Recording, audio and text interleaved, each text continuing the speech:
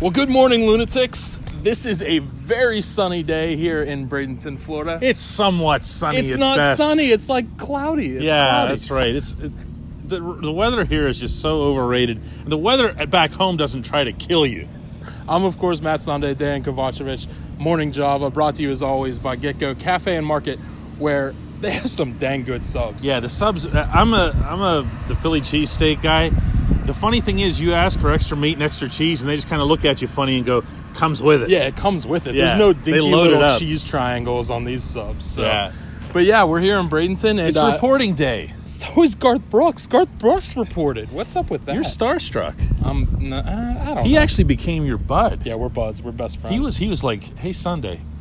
We just seriously, we walked past him just now in the locker room. It's just us and him. We're just showing him some of Sunday's pictures that he took of him in the outfield and then up at third base. And he's here having fun. And I know this stuff ends up becoming really convenient for memes. Dude, $100 million over 20 years for children's initiatives. I don't care who you are, how much money you have. That is worth applauding. Yeah, this Teammates program is really cool. It's involved with all sports, not just baseball, but all four major professional leagues, yeah. And it got its start really with baseball, and he told you a little bit about really how and seeing, just loving the Pirates and Roberto Clemente. And seeing yeah, he also mentioned having a connection to another name that Pirates fans will know well, and that's Jason Kendall out in San Diego, who got him hooked up originally with the Padres. But here's what's neat. It was Garth Brooks, and I asked him about this, who came to the Pirates and said, "I want to do this." It wasn't the other way around. The Pirates weren't looking for some kind of publicity. In fact, the Pirates of any team would know that this sort of thing would look like, oh, really? Pirates are trying something. This is his initiative as a kid who grew up worshiping, really, Roberto Clemente and what he did and what he meant. Here's our summation of what happens on reporting day. It's funny. This gets romanticized. How many days till pitchers and catchers? How many days? Nothing happens. I've been writing this for years. All that's required is that they show up somewhere in Bradenton. They don't even have to come here to Pirate City. And just let Greg Johnson, the traveling secretary, know, hey, Greg, I'm here.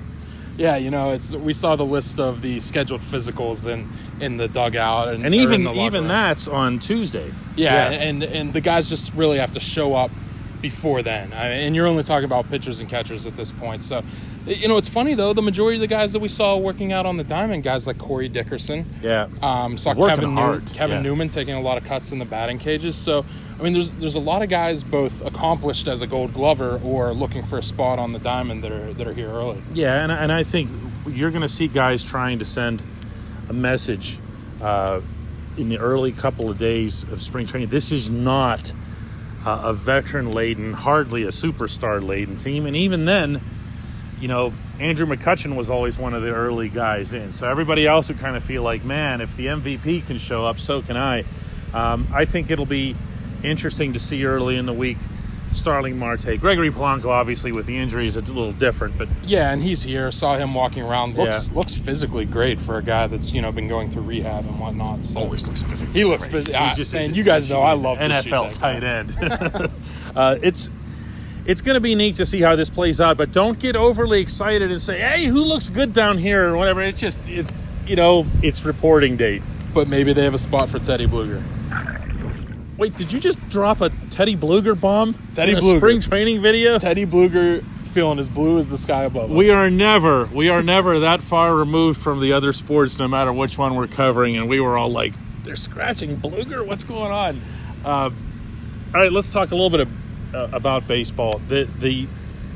My topic for this column is, that I'm writing off of reporting date is about the importance of the starting pitching, not just being good, Matt, but having some attitude.